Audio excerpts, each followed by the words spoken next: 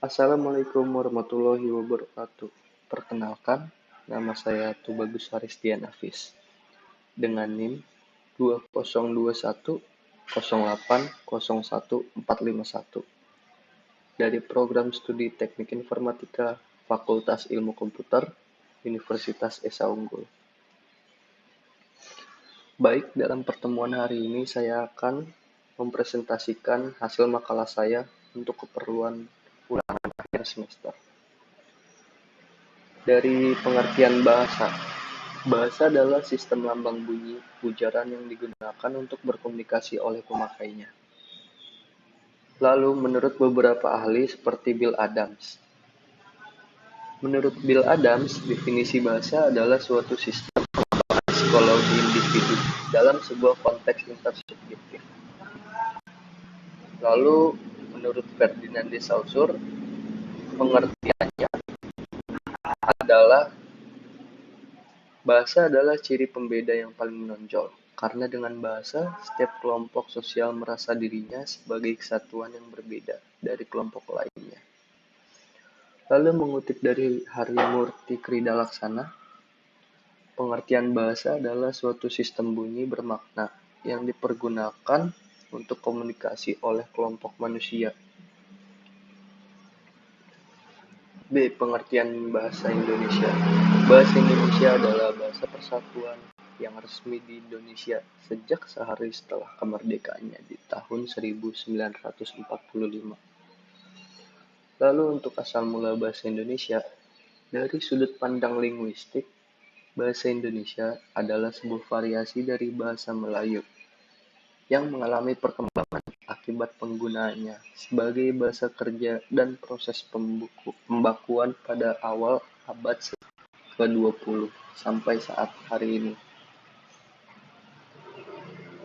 Perkembangan bahasa Indonesia sebelum kemerdekaan. Bahasa Indonesia lahir pada 28 Oktober 1928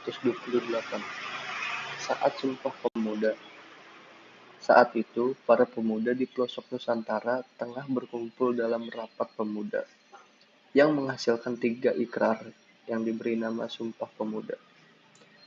Lalu untuk 3 ikrar tersebut yaitu bertumpah darah satu, tanah Indonesia, berbangsa satu, bangsa Indonesia, menjunjung bahasa persatuan, bahasa Indonesia. Ikrar ketiga menjadi tekad bahwa bahasa Indonesia merupakan bahasa persatuan, bangsa Indonesia. Pada waktu itulah, bahasa Indonesia dikukuhkan sebagai bahasa nasional. Bahasa Indonesia berasal dari bahasa Melayu yang terus berkembang hingga sampai saat hari ini. Lalu untuk kesimpulannya, bahasa Indonesia adalah bahasa resmi Persatuan Indonesia, merupakan bahasa yang hidup dan terus berkembang dengan pengayaan kosakata baru, baik melalui penciptaan maupun melalui penyerapan dari bahasa daerah dan bahasa asing. Pada 18 Agustus 1945, sehari setelah kemerdekaan, ditandatanganilah Undang-Undang Dasar 1945 yang ditetapkan secara sah bahwa bahasa Indonesia ialah bahasa resmi negara Indonesia.